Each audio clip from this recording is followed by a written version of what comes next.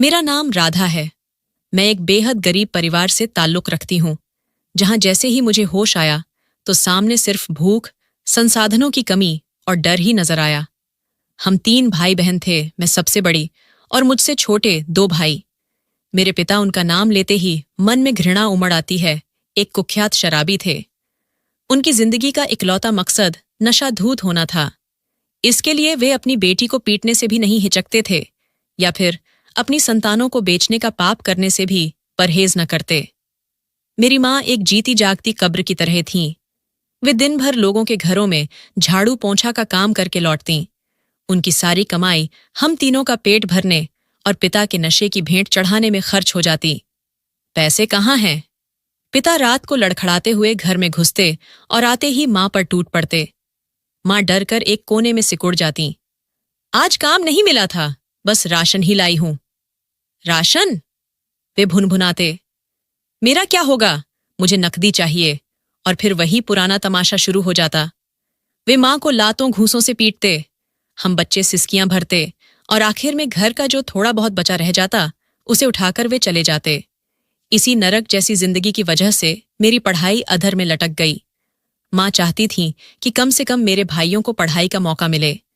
वे उन्हें सरकारी स्कूल भेजती और मैं मात्र 15 साल की उम्र में घर की जिम्मेदारियां संभालने लगी थी। रोटियां बेलती, सेंकती और अपनी छोटी सी दुनिया के सारे दुखों को सीने में दबाती। लेकिन मुझे तनिक भनक भी न थी कि इससे भी भयानक कोई नर्क मेरी राह देख रहा है। मैं जब 15 साल की हुई तो एक रात पिता अपनी आदत के विपरीत कुछ ज्यादा ही प्रसन्न नजर आए। माँ उन्हें देखकर चकित हो गईं। सुनो राधा की माँ, उन्होंने माँ को संबोधित किया, मैंने इसकी शादी पक्की कर दी है। माँ के हाथों से आटे का बर्तन छूटकर गिर पड़ा। क्या? वे कांपती आवाज में बोली। किससे? मेरी बेटी अभी तो महज 15 साल की है। मैं इसकी शादी अभी कतई नहीं करवाना चाहती। पिता ने एक दानवी हंसी हंस दी। अरे बेवकूफ औरत, क्या सोच रखी है तू? ये सारी उम्र तेरे साथ यहां झाड़ू लगाती रहे? देख, मैंने बोल ही दिया है। बहुत अमीर खानदान का आदमी है। ऐशो आराम की जिंदगी बिताएगी ये वहां, हमेशा। माँ का मुंह आंसुओं से तरबतर हो गया। उन्होंने पिता की ओर नजर उठाई। उनकी आंखों में नफरत और लाचारी साफ झलक रही थी। कौन सा अमीर शख्स तुझे पटाने को राजी हो गया, वो भी तुझ जैसे नशेड़ी को, जो तेरी बेटी को लेने के लिए तैयार हो गया? सच्चाई बता, आखिर माजरा क्या है? मेरी बेटी को तूने कितने में घंवाया है? उसका सौदा तय हो चुका। जुबान संभाल, पिता मां पर गरजे। जो मैंने कहा वही हुआ। कल ही इसकी ब्याह है, इसे सजाकर तैयार रखना। मां जमीन पर ढेर होकर फूट फूट कर रोने लगीं। मैं अपनी संतान को इस आग के कुंड में नहीं धकेलूंगी। ये अभी गुड़िया से खेलने लायक उम्र की है। भगवान का सौदा है, उस पर दया करो। तो फिर अपना हाल देख लेना। पिता ने लात जमा दी। मैं और मेरे भाई मां से चिपक कर सिसकने लगे। उस रात हम सबकी आंखों से नींद गायब थी।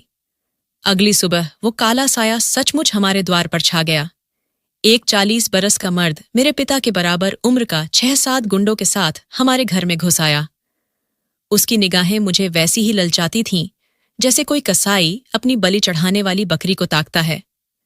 यही वही शख्स था जिसके साथ मेरी शादी तय हो चुकी थी। मां ने बहुत गिड़गिड़ाया, उसके चरणों में गिर पड़ी। भगवान के नाम पर मेरी बच्ची को क्षमा दो, ये बहुत नन्ही है। लेकिन पिता ने मां को धक्का देकर कमरे में ठूंस दिया और पंडित को बुला लिया। मेरी ब्याह जबरन संपन्न हो गई।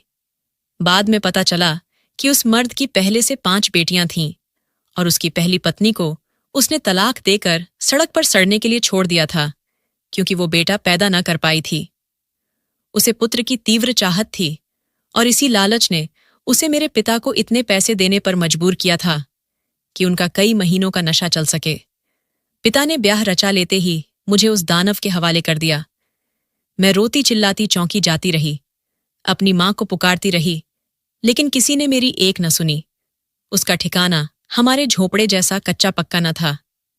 ये विशाल और मजबूत इमारत था, लेकिन वहां सन्नाटा और खौफ का बोलबाला था। जैसे ही मैंने उसके आंगन में पांव रखा तो 5 छोटी छोटी कांपती हुई लड़कियां कोने में सिकुड़ी नजर आईं। उनकी नजरों में वही भय था जो मेरी अपनी आंखों में समाया था। मेरा पति, वो 40 साल का दानव, मुझे अंदर धकेलता हुआ लौटा। अंदर उसकी सबसे बड़ी संतान की उम्र लगभग मेरी बराबर थी, शायद 16 बसंत की। वो सब बहुत ही निश्चल लग रही थीं। मैंने हौसला जुटाकर उसकी बड़ी बेटी की ओर नजर डाली, शायद मुझे उसमें कोई सहानुभूति मिल जाए। लेकिन जैसे ही वो लड़की मेरी ओर कदम बढ़ाने को हुई, मेरा पति बिजली की फुर्ती से उस पर भड़क पड़ा। खबरदार, अपना अभागा साया इस पर न डालना, उसने उसे जोरदार तमाचा जड़ते हुए कहा। कहीं ये भी तेरी तरह बेटियां जन्म देकर न दे दे मुझे। वो नन्ही संतान सिसकती हुई पीछे हट गई। मैं दहलीज पर ही जड़ हो गई। उस आदमी अर्थात मेरे पति ने अपनी ही बेटी पर हाथ साफ किया था, वो भी सिर्फ इसलिए क्योंकि उसने मेरी ओर दया से देखने की हिम्मत की थी। अंदर चली आओ, उसने मेरी बांह पकड़ी और घसीटता हुआ अंदर ले गया। उसकी चाबुक लोहे की जकड़न जैसी थी। और तुम सब, उसने अपनी संतानों की ओर तरेरते हुए कहा, अपने अपने कामों में लग जाओ और सावधान, अगर कोई इसके आसपास भटका तो। 5 लड़कियां, जिनमें सबसे छोटी मुश्किल से 7 बसंत की होगी, डरकर चुपचाप रसोई और दूसरे कोनों में बिखर गईं। उनके मुखमंडलों पर ऐसा आतंक था जैसे वे किसी शहर के पिंजड़े में कैद परिंदे हों। मुझे एक स्वच्छ सुथरे कक्ष में अकेला छोड़ दिया गया। ये महल मेरे पिता के घर से हजारों गुना श्रेष्ठ था, लेकिन यहां की वायु में दम घुटन और उदासी घुली थी। देखो, उसने मेरे बाजू में बैठते हुए कहा। उसकी स्वर लहरी में अब एक विचित्र कोमलता थी जो उसके क्रोध से कहीं ज्यादा भयावह लग रही थी। मैं तुम्हें यहां महारानी की तरह बसाने के लिए लाया हूं। तुम बहुत कोमल हो, बहुत ही सुंदर हो। तुम उन अभागनों जैसी नहीं जो मेरे आंगन को बेटियों से भर चुकी हैं। मैं भयभीत होकर अपनी दृष्टि नीची कर ली। मुझे तुमसे बस एक वस्तु चाहिए। उसने मेरी नाजुक कलाई थाम कर मेरा मुख ऊपर किया। उसकी आंखें भूखे भेड़िए सी चमक रही थीं। मुझे एक पुत्र चाहिए, मेरा उत्तराधिकारी। मैं थरथराने लगी। मेरे कंठ से बस इतनी सी ध्वनि निकली, हां, अगर तुमने मुझे पुत्र प्रदान किया, उसने हंसते हुए कहा, तो ये सारी संपत्ति, ये महल, सब तुम्हारा हो जाएगा। मैं तुम्हें अपनी आंखों की पुतली बनाकर रखूंगा। उसकी हंसी अचानक विलीन हो गई। अगर तुमने भी उसे पिछली स्त्री की भांति निराश किया, तो फिर परिणाम तुम समझती हो? मैं क्या समझती? मुझे सिर्फ इतना झांत था कि उसने अपनी पूर्व पत्नी को 5 संतानों के बाद घर से बेदखल कर दिया था। अब सबसे बड़ी बेटी, जिसका नाम आगे चलकर मुझे रीता मालूम हुआ, वो द्वार पर हिचकिचाती खड़ी थी। पिताजी, भोजन परोस दूं? हां, परोस, वो चिल्लाया, और इसके लिए अलग से स्वादिष्ट पनीर की तरकारी और दूध भी ला। जीवन के दिवस उसी भय में बीतने लगे। मैं उस महल में कैदी सी थी। रीता और उसकी बहनें मुझसे दूरी बनाए रखतीं। मेरा पति, जिसे सब ठाकुर जी कहते थे, उन नन्ही संतानों पर अत्याचार का कोई अवसर न चूकता। एक दिन सबसे छोटी बेटी सीमा खेल खेल में हंस पड़ी। ठाकुर लौटे और उसकी हंसी की गूंज सुनकर उनका पारा उफान पर आ गया। किस गर्व की बात पर उत्सव मना रहे हो? वो भड़क उठे। तुम्हारी अभागी हंसी सुनते ही मेरा मन खराब हो जाता है। उसने सीमा के बाल नोच लिए। पापा छोड़िए ना, दर्द हो रहा है, वो चीखने लगी। रीता दौड़कर पहुंची। पापा, भगवान के लिए, ये भी बहुत छोटी है, इसे क्षमा कर दीजिए। तू इसके पक्ष में बोलेगी? उसने रीता को भी एक कड़ी थप्पड़ ठोकी। तुम सब मेरी शत्रु हो। तुम सब ने मिलकर मेरी जिंदगी को नरक बना दिया। अब बस बहुत हुआ। मैं कक्ष के द्वार से ये सब दृश्य देख रही थी और कहीं न कहीं मन में खल रही थी कि मेरी साहस ही न था कि मैं आगे होकर उन्हें विफल कर सकूं। फिर एक दिन मेरी सेहत बिगड़ने लगी। मुझे चक्कर आने लगे, उबकियां आने लगीं। मैंने छिपाने की अनेक चेष्टाएं कीं, लेकिन एक दिन मैं रसोई में ही शिथिल पड़ गई।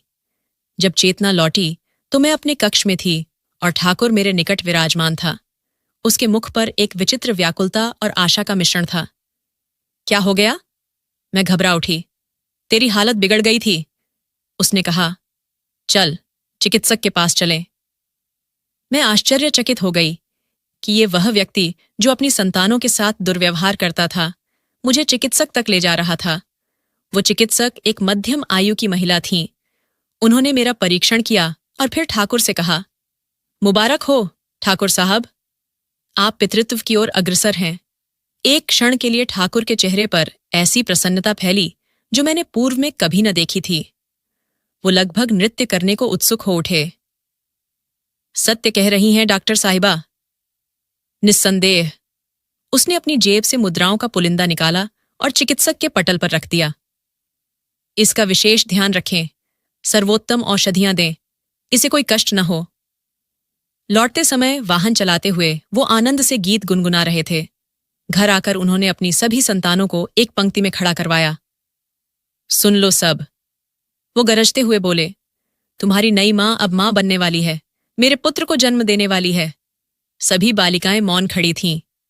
रीता, उन्होंने बड़ी संतान को संबोधित किया, आज से ये तुम्हारा दायित्व है। तुम इसके कक्ष के बाहरी प्रहरी बनना। इसे जो कुछ भी अपेक्षित हो तुम उपलब्ध कराओगी। यदि इसे थोड़ा सा भी कष्ट पहुंचा या ये सीढ़ियों से गिर पड़ी तो मैं तुम्हें जीवित न छोड़ूंगा। रीता ने भयभीत होकर सिर हिलाया। हाँ पापा। और राधा, वो मेरी ओर घूमे। उसकी वाणी मधुर शहद सी थी। तुम्हें केवल विश्राम करना है। 9 मास तुम्हें इस कक्ष से बाहर कदम न रखना। मैं नहीं चाहता कि मेरे पुत्र पर इन अभागी बालिकाओं का प्रभाव पड़े। मेरा पति मेरा अत्यधिक ध्यान रखने लगा। एक रात्रि बोला, मैंने तुम्हें इसी उद्देश्य से ग्रहण किया है। यदि तुम मुझे पुत्र प्रदान करोगी तो मैं तुम्हें सिर माथे पर रखूंगा।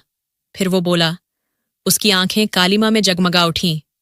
लेकिन स्मरण रखना, यदि तुमने पुत्रिका जन्म दी तो मैं तुम्हारा ऐसा बुरा हाल करूंगा कि प्रलय तक स्मृति रहेगी। उसकी ये उक्तियां सुनकर मेरी रक्त धमनियां जकड़ गईं। समय पंख बांधे उड़ने लगा। मेरी दृष्टि में केवल एक ही स्वप्न था, या यूं कहें कि एक ही भय। यदि पुत्रिका हुई तो क्या होगा? ठाकुर का यह जुनून प्रतिदिन प्रबल होता जा रहा था। वो मुझसे अधिक मेरे उदर से संवाद करता। मेरा पुत्र। वो रात्रि को मेरे उदर पर हथेली फिराता। मेरा वारिस, तू शीघ्र आ जा। फिर देख तेरे पिता तेरे लिए क्या क्या करता है।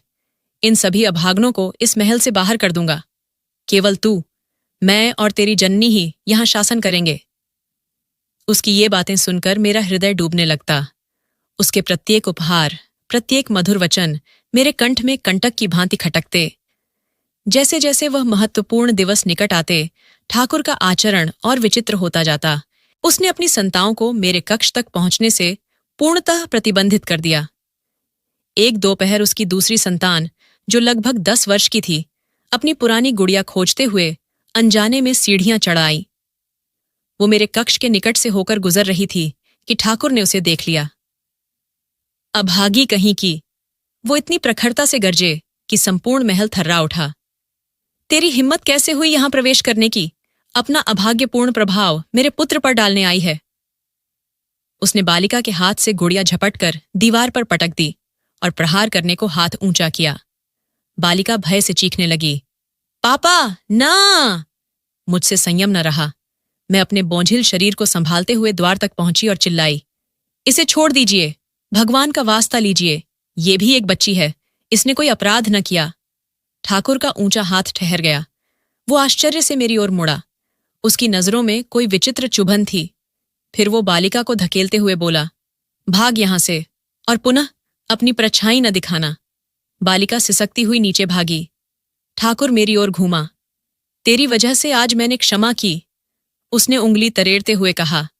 लेकिन याद रखना, जिस दिन मेरा पुत्र इस महल में आ गया, इन 5 को उनकी जननी के पास सड़कों पर भेज दूंगा। ये महल केवल मेरा है। इस घटना के पश्चात मैं और अधिक भयभीत हो गई। अब मुझे केवल अपने होने वाले संतान की चिंता न थी, उन 5 निश्चल बालिकाओं की भी फिक्र सताने लगी थी। अंततः वह रात्रि आ ही पहुंची। चंद्र की चतुर्दशी तिथि थी। मुझे उदर में तीव्र कंपन महसूस हुआ। प्रारंभ में मैंने इसे सामान्य पीड़ा समझा, लेकिन जब वेदना उग्र हो गई तो मेरी चीखें गूंजने लगीं। रीता, जो चटाई पर विश्राम कर रही थी, तुरंत जाग उठी। वो घबराकर अंदर आई। क्या हुआ? क्या हो गया छोटी माँ? उसने व्याकुलता में मुझे प्रथम बार छोटी माँ कहकर पुकारा। मुझे अत्यंत पीड़ा हो रही है।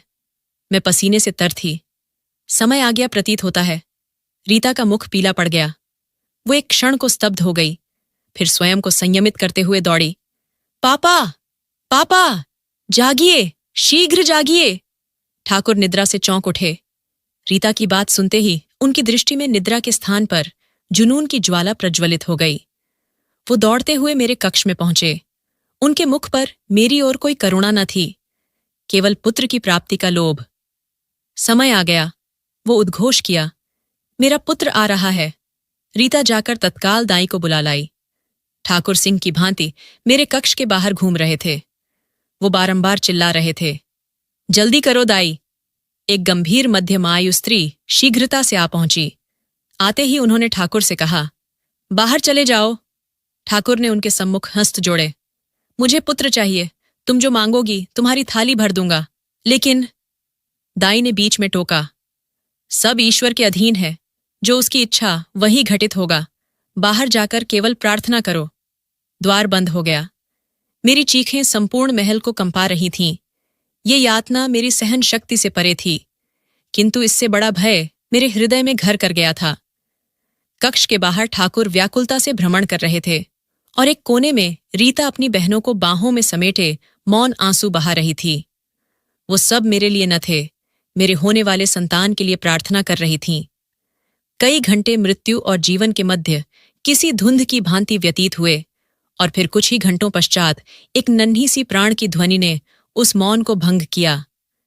मेरी आंखें बंद हो रही थीं। मैं पूर्णतः अचेत पड़ी थी, लेकिन मैं ठाकुर के भारी पग ध्वनि सुन रही थी जो द्वार की ओर आ रही थी। द्वार खोलो, वो चिल्लाए। क्या हुआ? पुत्र हुआ ना? दाई ने द्वार खोला। वो थकावट से चूर थीं और उनके मुख पर एक विचित्र भय और सहानुभूति का भाव था। उनके हाथों में एक श्वेत वस्त्र में लिपटा नन्हा अस्तित्व था। ठाकुर, बधाई हो, उन्होंने कांपते स्वर में कहा। ईश्वर का वरदान है, ठाकुर गरजे।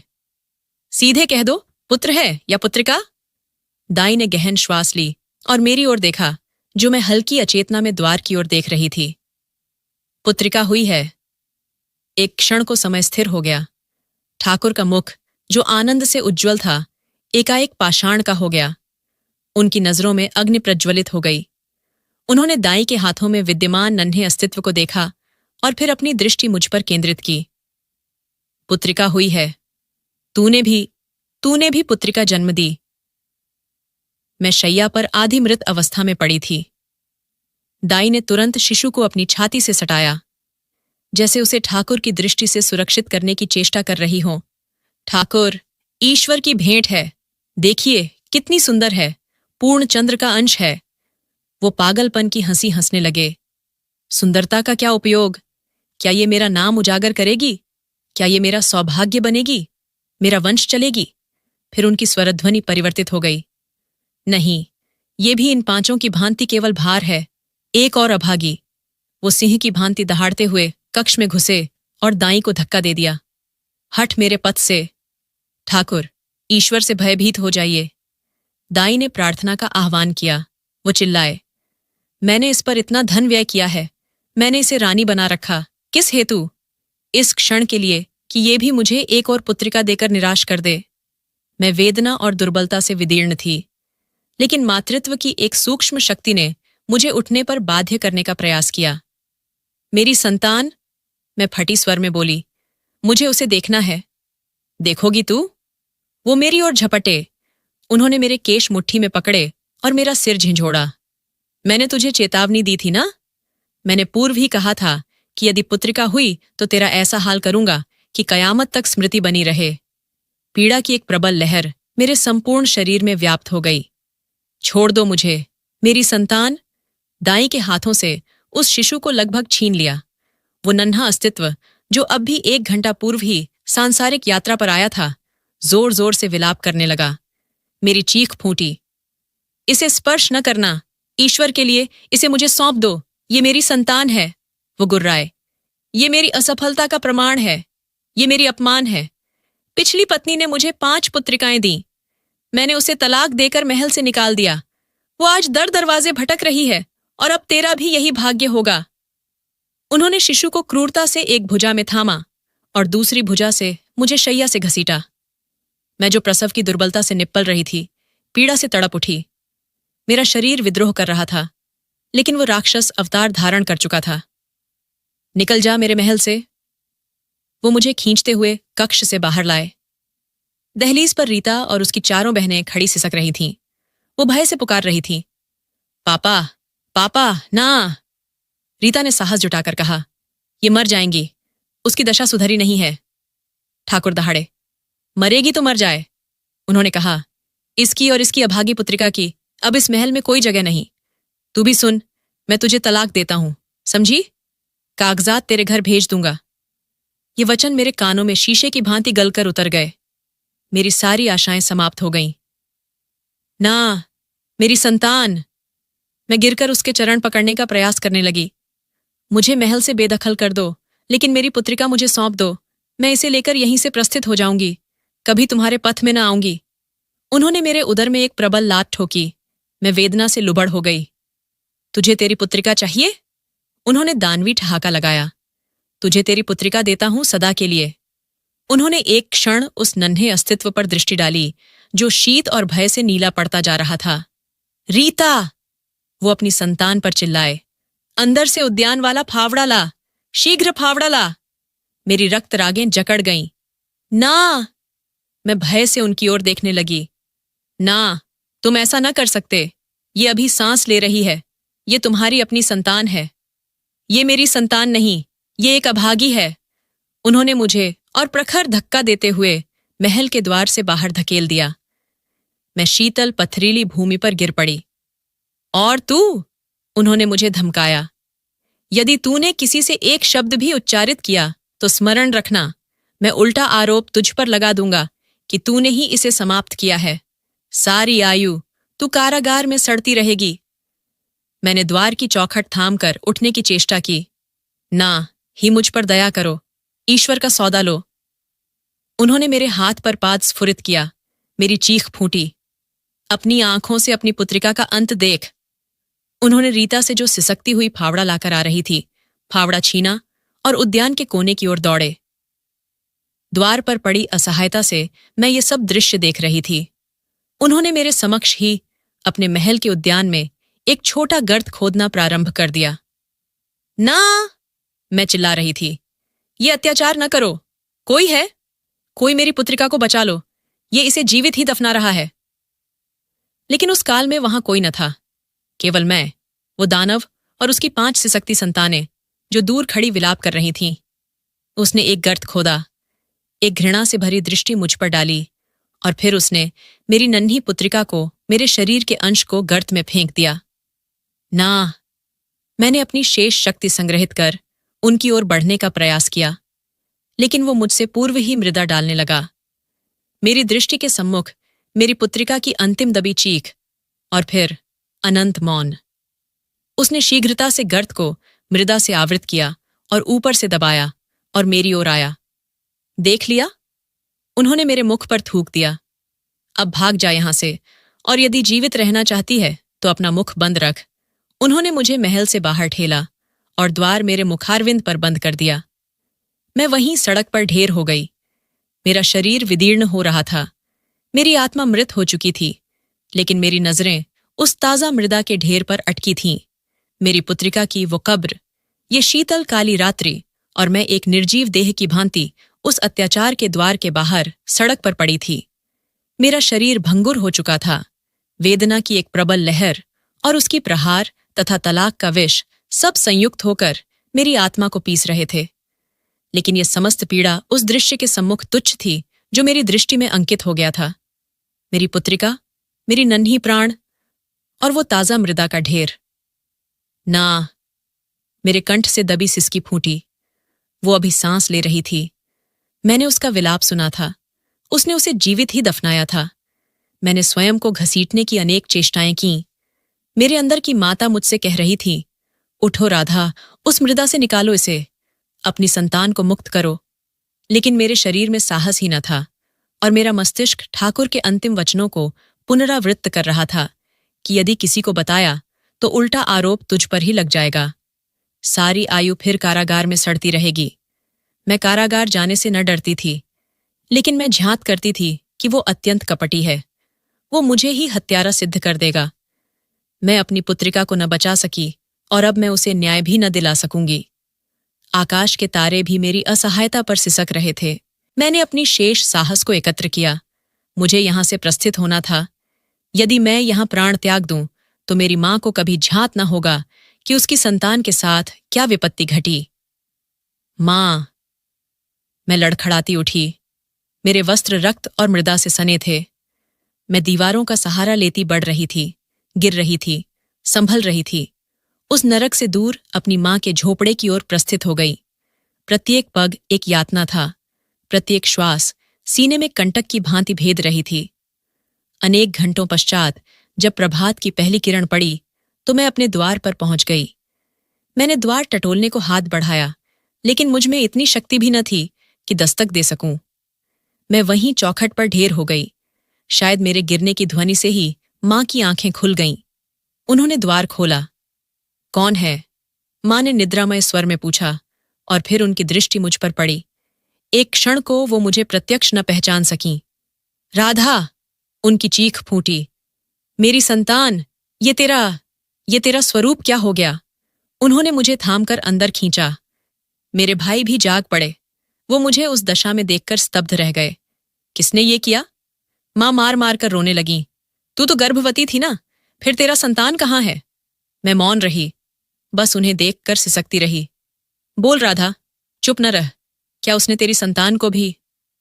मां का हृदय किसी अनहोनी के भय से ढंस गया। मैं ठाकुर की धमकी को स्मरण करने लगी। मैं अपनी मां को किसी विपत्ति में न डाल सकती थी। मैं झात करती थी कि मेरा नशेड़ी पिता लापता है और मां पहले ही कठिनाइयों से जूझ रही थी। मैंने अपनी जिंदगी का सबसे बड़ा मिथ्या उच्चारित किया। मां, मैं हिचकियों के मध्य बोली, पुत्रिका मृत पैदा हुई थी। हे ईश्वर! मां ने अपना वक्ष पीटा। मेरी संतान की किस्मत, उसे पुत्र चाहिए था। मैंने कांपते स्वर में कथा गढ़ी। जब मृत पुत्रिका पैदा हुई तो उसने क्रोध में मुझे पीटा और तलाक देकर बाहर निकाल दिया। जालिम, दानव! मां मुझे बाहों में समेटकर विलाप करने लगी। उसने तुझे इस अवस्था में बेदखल किया। तेरी दशा इतनी विकट है। मां ने शीघ्र जल गर्म किया। मेरे घाव धोए। मुझे ज्वर हो रहा था। मेरा संपूर्ण शरीर अग्नि की भांति तप रहा था। पिता कहाँ है? मैंने अर्ध चेतना में पूछा। मां ने कटुता से कहा, वो तो अनेक दिवसों से घर न आए, न जाने कहाँ प्राण त्याग चुके। अच्छा ही है। यदि होते तो इस दशा में तुझे देखकर भी धन मांगते। मां ने मुझे शैया पर शयन कराया। मेरे भाई मुझे विकल नजरों से देख रहे थे। सो जा मेरी संतान, सो जा। मां मेरे केश सहलाने लगीं। सब संभल जाएगा। कैसे संभलता? मेरी आंखें बंद होती तो वो ताजा कब्र नजर आती। तेरी पुत्रिका की देह नहीं, उसकी जीवित चीखें मेरे कानों में प्रतिध्वनित हो रही थीं। दिन सप्ताहों में परिवर्तित होने लगे। मां मेरी देखभाल करती रहीं। मेरे शारीरिक क्षत के तो भरने लगे, लेकिन मेरी आत्मा का घाव कटिसर बन गया था। मैं दिवस रात्रि एक कोने में गुमसुम विराजमान रहती। न कुछ ग्रहण करती, न पान करती, बस शून्य में ताकती रहती। राधा, कुछ तो उच्चार कर। मां मेरे सम्मुख रोटी का भोजन लेकर आती। ऐसे तो तू क्षीण होकर समाप्त हो जाओगी। समाप्त होने ही तो आ गई हूं मां, मैं निर्जीव स्वर में कहती। ऐसी उक्तियां न कर। ये कहकर वो मुझे ताड़ना देती। तेरे भाइयों को देख, मेरा आधार बन। मैं कैसे आधार बनती? मैं तो स्वयं आधारहीन थी। फिर एक रात्रि वो घटित हुआ। मैं विलाप करते सो गई थी। मैंने स्वप्न देखा। मैं उस उद्यान में खड़ी थी। रात्रि का काला अंधकार था, लेकिन चंद्र की ज्योति में वो छोटी कब्र स्पष्ट नजर आ रही थी। मैं वहीं घुटनों पर कांप रही थी। तब मुझे मृदा के नीचे से खरोंचने की ध्वनि सुनाई दी। मां! मैं चौंक कर चारों ओर देखने लगी। कौन? मां, यहां बहुत शीतलता है। ध्वनि उस कब्र के नीचे से आ रही थी। यहां बहुत कालिमा है, मुझे भय हो रहा है। ना! मैं स्वप्न में ही चिल्लाई। तू समाप्त हो गई थी? ना मां, मैं जीवित हूं। और फिर मैंने देखा कि मृदा के नीचे से एक नन्हा हस्त छोटा हस्त मृदा से बाहर निकला। ना! मैं विक्षिप्तों की भांति चिल्लाकर जाग उठी। मेरा संपूर्ण शरीर पसीने से भीगा था। मां दौड़कर आई। क्या हुआ? क्या हो गया राधा? कोई कुप्रपंच स्वप्न देखा? मैं हाँफ रही थी। अपनी मां ने मुझे जल पिलाया। क्या प्रत्यक्ष किया तूने? तू इतना भयभीत क्यों हो? मैं उन्हें कैसे वर्णन करती? वो मुझे विक्षिप्त समझती। कुछ नहीं मां, मैं बस यूं ही भयभीत हो गई थी। मैंने वो रात्रि आंखों में ही काट दी। क्या वो वास्तव में स्वप्न था या मेरी विक्षिप्तता? मैंने अपनी पुत्रिका को मृत पैदा होने का मिथ्या कहा था। अब मेरा मस्तिष्क मुझसे छल कर रहा था। अगली रात्रि मैंने शयन की अनेक चेष्टाएं की। मैं भयभीत थी, लेकिन निद्रा कहाँ?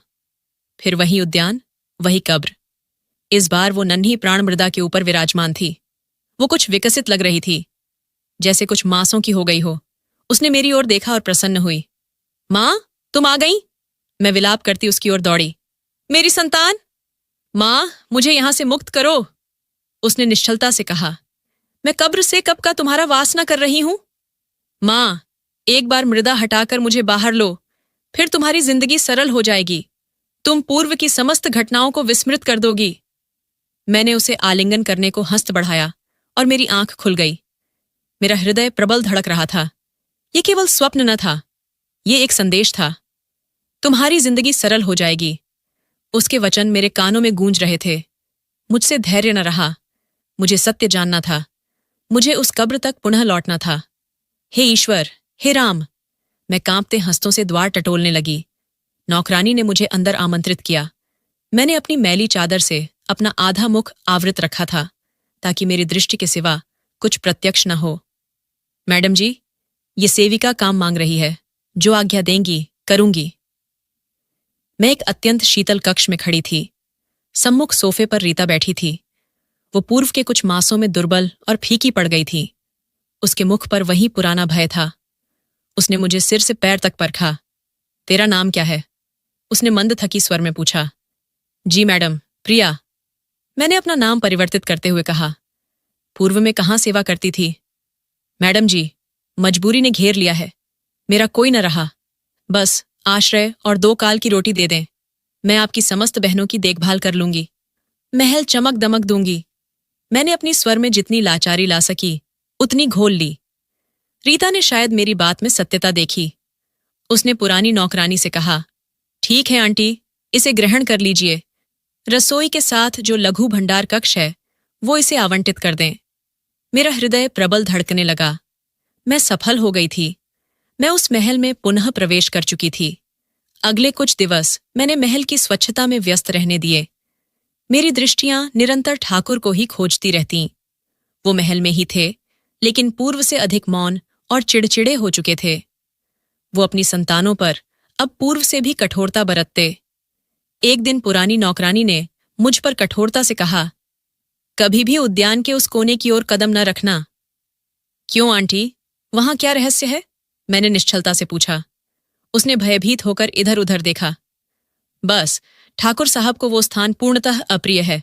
कहते हैं वहां अभाग्य है। तू अपना कार्य कर और उस स्थान से दूर रह। अभाग्य? मेरी पुत्रिका की कब्र उन्हें अभाग्य लगती थी। मेरा संदेह दृढ़ हो गया। स्वप्न सत्य थे। वहां कुछ अवश्य था जो वो गुप्त रखना चाहते थे। रात्रियां मेरे लिए अब यातना गृह बन गई थीं। मेरी पुत्रिका प्रत्येक रात्रि मेरे स्वप्न में आकर विलाप करती। माँ, बहुत विलंब हो रहा है। मुझे मुक्त करो, मुझे शीत लगती है। मैं तड़प कर जाग जाती। मैंने संकल्प लिया, आज रात्रि मैं वहां जाऊंगी। ठाकुर प्रतिदिन की भांति मदिरा सेवन कर अपने कक्ष में शयन हो गए थे। महल में सन्नाटा व्याप्त था। मैं धीमे पगों से रसोई से निकली और उद्यान की ओर बढ़ी। चंद्रप्रकाश रात्रि थी। मुझे वो मृदा का ढेर दूर से ही प्रत्यक्ष हो गया। वो कुछ ढंस गया था। उसके ऊपर घास उगाई थी। मेरा हृदय मेरे कंठ में आ गया। मेरी संतान! मैं विलाप करती उसकी ओर बढ़ी। मैं अभी कुछ पग ही दूर थी कि मुझे एक शब्द सुनाई दिया। कोई और भी वहां था। मैं शीघ्र ही एक घने वृक्ष के पीछे आश्रयित हो गई। मैंने देखा कि रीता वहां उपस्थित थी। वो भी मेरी भांति गुप्त रूप से वहां पहुंची थी। वो उस मृदा के ढेर के निकट घुटनों पर बैठ गई और फूट फूट कर रोने लगी। मैंने उसे सिसकते सुना, मेरी बहन, मेरी नन्ही बहन, मुझे क्षमा कर दे। मैं कुछ न कर सकी। मैं वहीं स्थिर हो गई। बहन? वो मेरी पुत्रिका को अपनी बहन कह रही थी।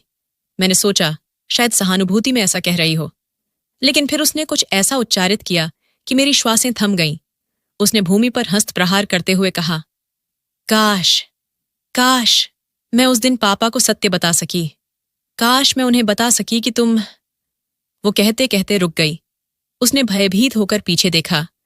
मैंने शीघ्र सिर नीचा किया। वो कुछ काल और विलाप करती रही, फिर शीघ्र उठकर अपने कक्ष की ओर भागी।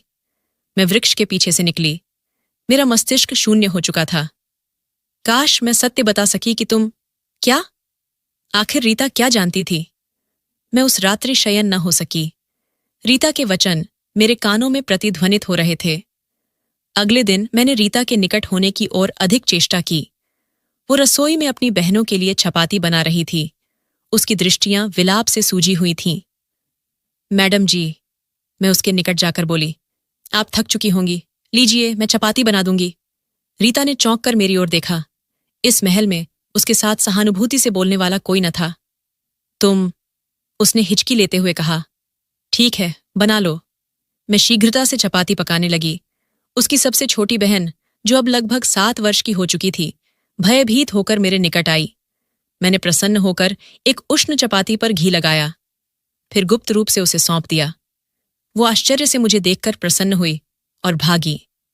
रीता ये समस्त दृश्य देख रही थी। उसकी नजरों में एक विचित्र कोमलता आई। तुम्हारा कोई ना रहा प्रिया? उसने मुझसे पूछा। नहीं मैडम जी, मैंने अपनी दृष्टियों में अश्रु लाते हुए कहा। बस एक पुत्रिका थी, वो भी ईश्वर को प्यारी हो गई। इतना उच्चारित करते ही रीता के हाथों से आटे का पात्र नीचे गिर पड़ा। क्या कहा तुमने? जी, मेरी पुत्रिका थी, मैंने अपनी सिसकियां संयमित करते हुए कहा। वो पूर्ण चंद्र का टुकड़ा थी, लेकिन उसके क्रूर पिता ने।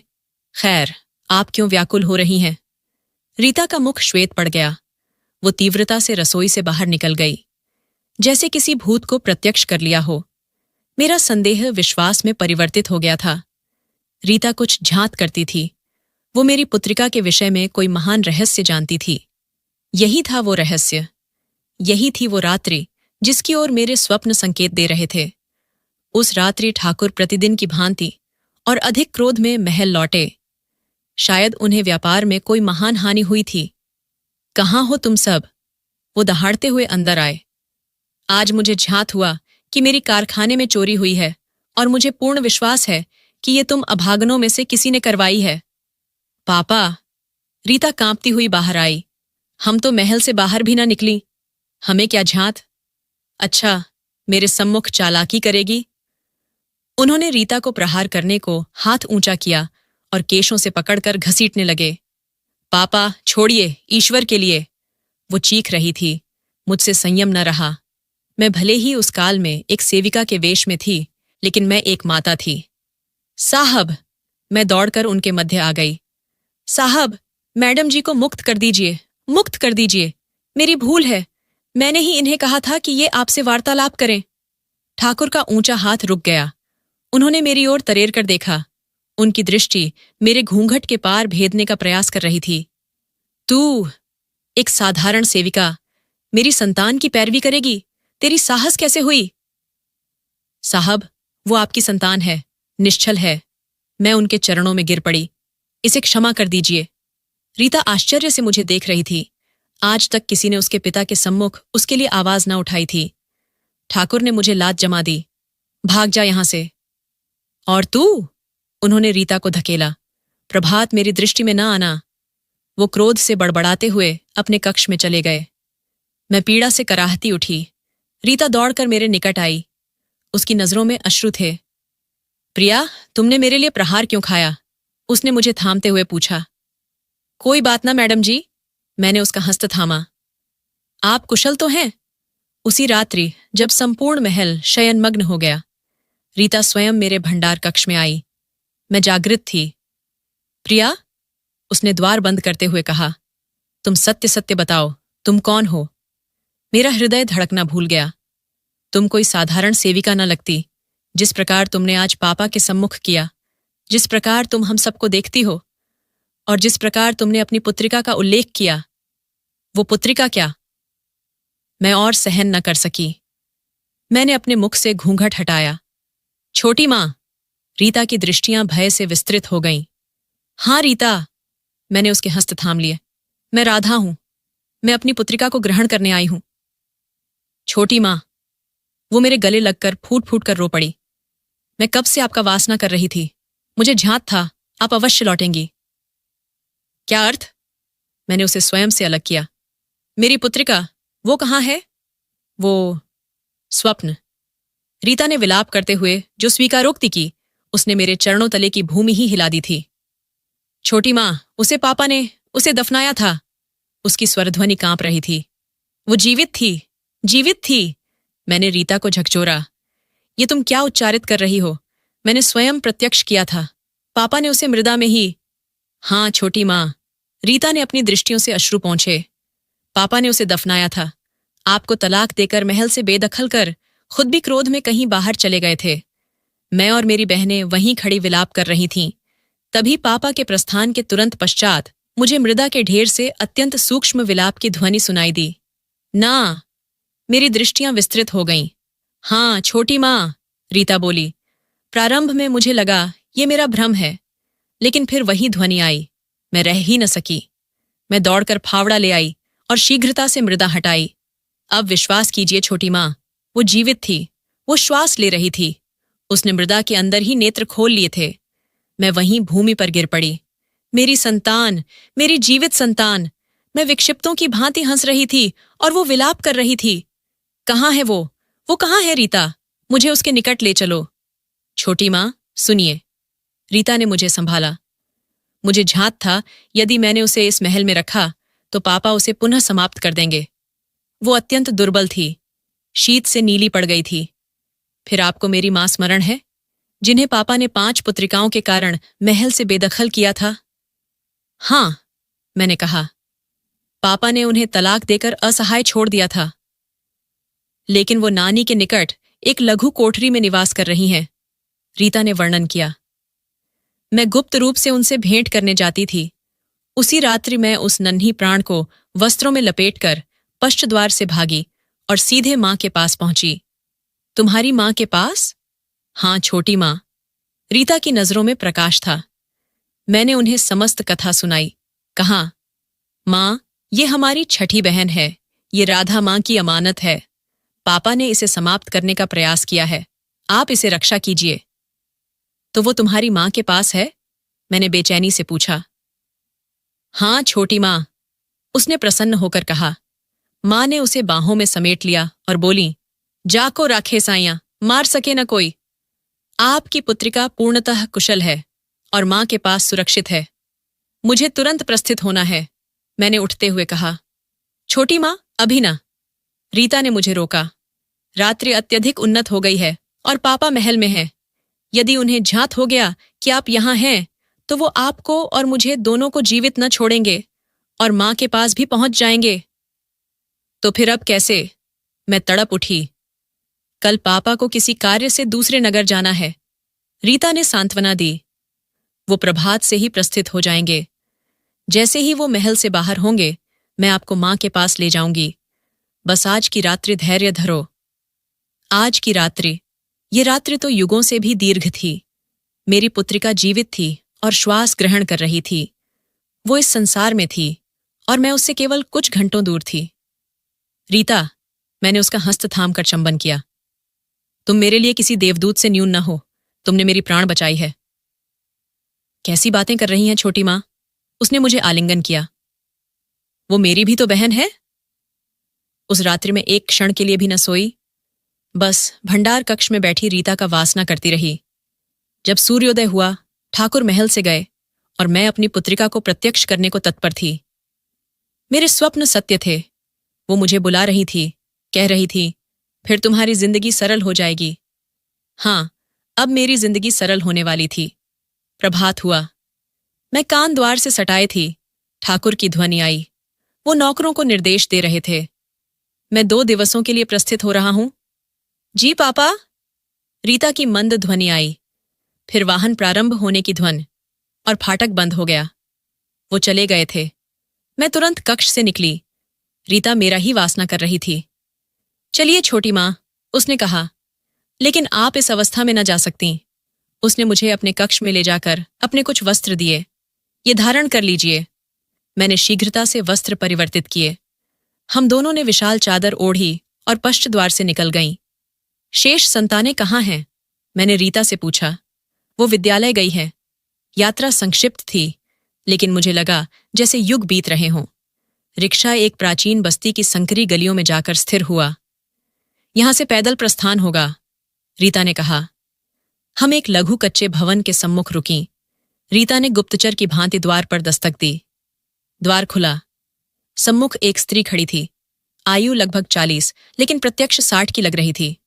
मुख पर थकान, दुख और धैर्य की रेखाएं थीं। उसने प्रथम रीता को देखा, फिर मुझे।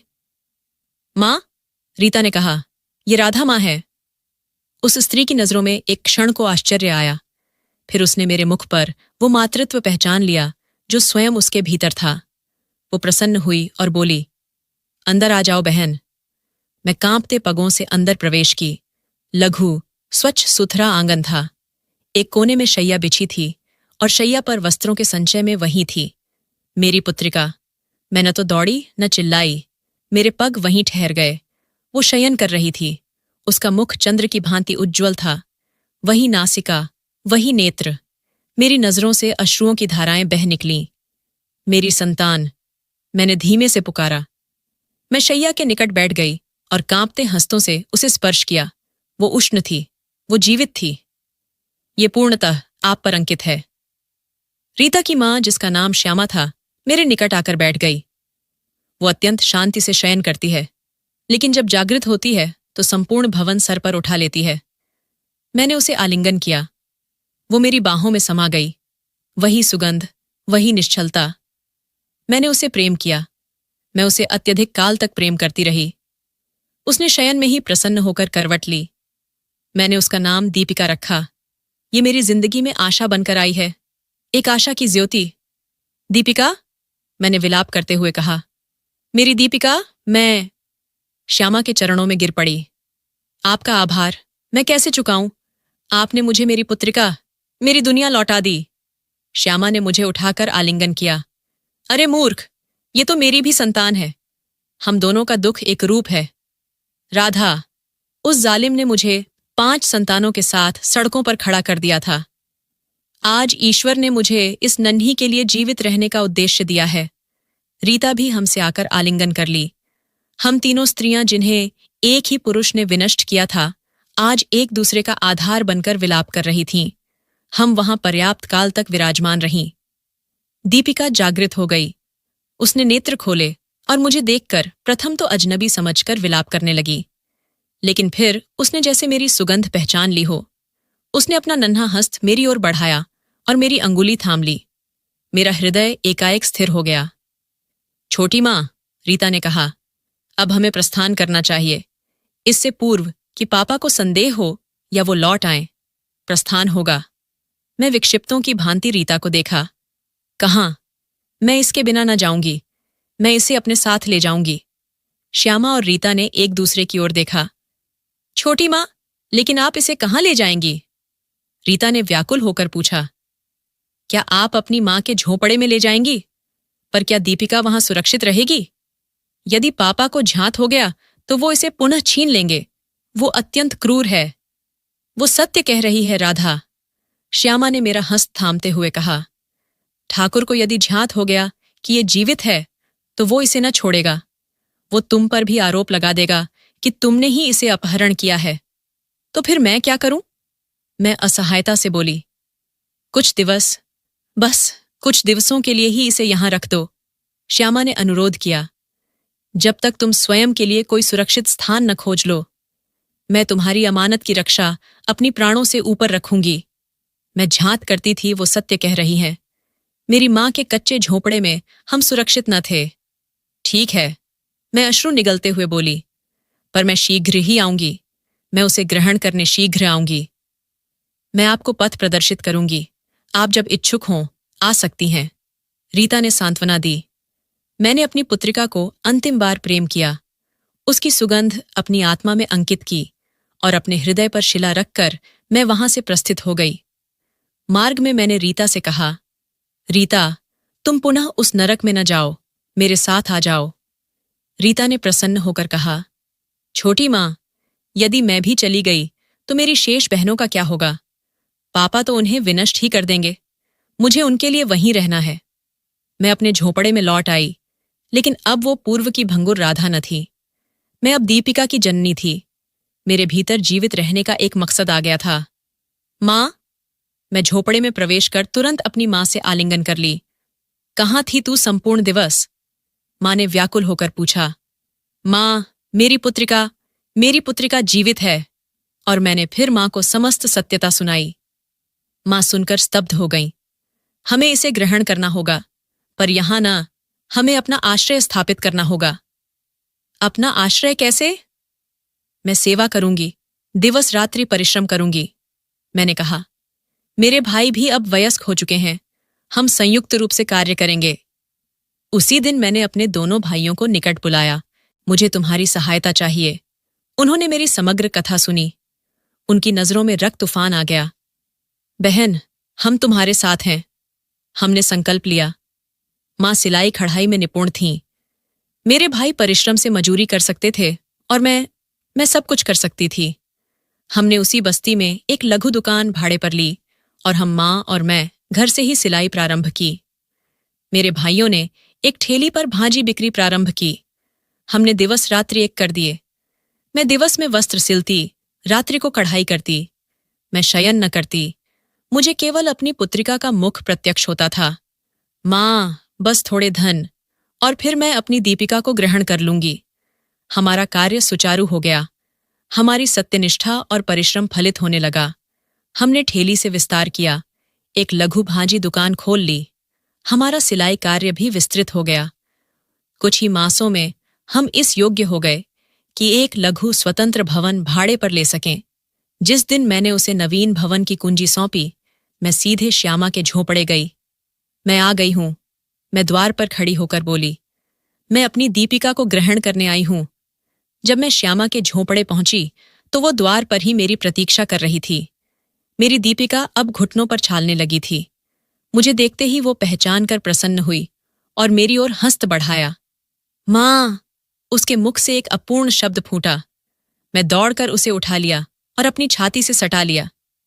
मेरी प्राण, मेरी दीपिका, तेरी जननी आ गई है। श्यामा की नजरों में विदाई के अश्रु थे, लेकिन प्रसन्नता भी। ले जाओ राधा, ये तुम्हारी अमानत है। आज मैंने अपना कर्तव्य पूर्ण कर दिया। श्यामा दीदी, मैंने उनके हस्त थाम लिए। आपका ये कृपा मैं कभी न भूलूंगी। आप केवल मेरी पुत्रिका की रक्षक नहीं, अपितु मेरी बहन भी हैं। मैंने कुछ मुद्राएं निकालकर उन्हें सौंपना चाहा, लेकिन उन्होंने कठोरता से अस्वीकार किया। नहीं राधा, संतानों की मूल्यांकन न किया जाता। बस कभी कभी इसे मुझसे भेंट करवाना ले आना। मैंने रीता की ओर देखा, जो अपनी बहनों को विद्यालय से सीधे लेकर वहां पहुंच गई थी। आज से आपका आश्रय भी वही है जहां मेरा है। मैं दीपिका को लेकर अपने नवीन लघु भाड़े के भवन में ले आई। मैं और मेरे भाइयों ने भवन सज्जित रखा था। मेरी पुत्रिका के लिए एक लघु पालना भी लाए थे। उस दिन हमारे कच्चे झोंपड़े में जैसे स्वर्ग अवतरित हो गया था। हमारी जिंदगी का एक नवीन अध्याय प्रारंभ हो गया था। मैं और मां ने सिलाई कार्य को विस्तार दिया। मेरे भाइयों ने भाजी दुकान को एक लघु सामान्य भंडार में परिवर्तित कर दिया। हम सबकी परिश्रम से ईश्वर ने हमारे कार्य में इतनी उन्नति प्रदान की कि कुछ ही वर्षों में हमने अपना स्वयं का भवन क्रय कर लिया। मैंने अपनी पुत्रिका दीपिका को एक उत्तम विद्यालय में प्रवेश दिलवाया। मैंने उसे कभी भी किसी वस्तु की कमी अनुभव न होने दी। मैं उसकी जननी भी थी और पिता भी। लेकिन मैं रीता और उसकी बहनों को न भूली थी। मां, मैंने एक दिन अपनी आय से एक विशाल राशि निकालते हुए कहा, मुझे उन बालिकाओं का आर्ण चुकाना है। यदि रीता न होती तो आज दीपिका मेरे पास न होती। मैंने श्यामा दीदी और रीता को अपने भवन में आमंत्रित किया। ठाकुर अभी भी वैसा ही थे, बल्कि अब और अधिक चिड़चिड़े हो गए थे। लेकिन रीता अब उनसे भयभीत न थी। मैंने वो मुद्राएं श्यामा दीदी को सौंपी। ये मेरी ओर से नहीं, अपितु दीपिका की ओर से हैं। अपनी बड़ी मां और बहनों के लिए भेंट है। उनकी शिक्षा, उनकी विवाह, ये आपकी जिम्मेदारी नहीं, मेरी है। श्यामा दीदी अत्यधिक विलाप की। मैंने श्यामा दीदी की सहायता से रीता और उसकी बहनों की शिक्षा पूर्ण करवाई और उनकी विवाह भी उत्तम घरों में संपन्न करवाई। मैंने श्यामा दीदी को भी अपने ही भवन के निकट एक लघु भवन क्रय कर सौंपा, ताकि वो शांति से निवास करें। आज मेरी पुत्रिका दीपिका महाविद्यालय में अध्ययनरत है। वो सुंदर भी है और बुद्धिमान भी। मेरे भाइयों के अपने व्यापार हैं और उनकी भी विवाह हो चुके हैं। माँ अब हमें देखकर अत्यधिक प्रसन्न होती हैं। जहां तक ठाकुर की बात है तो उनका अंत अत्यंत विपरीत हुआ। उनका समस्त व्यापार, उनका अहंकार और उनका अत्याचार सब उनकी विनाश का कारण बने। उसकी संतानों ने भी उसे त्याग दिया और वो आज अपने विशाल वीरान महल में एकाकी किसी मानसिक रोगी की भांति पड़ा है। उसने मुझसे और अपनी पूर्व पत्नी से क्षमा याचना करने की अनेक चेष्टाएं की, लेकिन हम अब बहुत आगे निकल चुके थे। अक्सर लोग अब मुझसे कहते हैं, राधा, अब तो सब संरचित हो गया है, द्वितीय विवाह कर लो। मैं प्रसन्न हो जाती हूं। मेरी पुत्रिका मेरा आधार है और मैं उसका। ये बात मैंने लोगों से सुन रखी थी कि पुरुष के बिना कोई जिंदगी न होती एक स्त्री की। स्त्री पुरुष के बिना अपूर्ण होती है। लेकिन मैंने अपनी जिंदगी में अपनी पुत्रिका का भार स्वयं वहन किया है ताकि कोई किसी पर भार न बने। मैंने प्रमाणित किया कि स्त्री यदि इच्छुक हो तो एकाकी भी एक पूर्ण और सफल जिंदगी व्यतीत कर सकती है। आज मेरी संतान मेरे पास है और साथ ही मेरे हृदय को ये शांति है कि मैं अत्याचार के सम्मुख हार न मानी। मैं अपनी संतान के आधार पर अपनी शेष जिंदगी भी सम्मान और शांति से व्यतीत कर देना चाहती हूं। ये पूरी कहानी काल्पनिक है। इसका किसी भी व्यक्ति, स्थानीय वास्तविक घटना से कोई संबंध नहीं है। इसका उद्देश्य केवल मनोरंजन, शिक्षा और सस्पेंस आधारित कहानी को प्रस्तुत करना है। दोस्तों, वीडियो कैसा लगा कमेंट करके जरूर बताएं। वीडियो को लाइक और चैनल को सब्सक्राइब जरूर करें।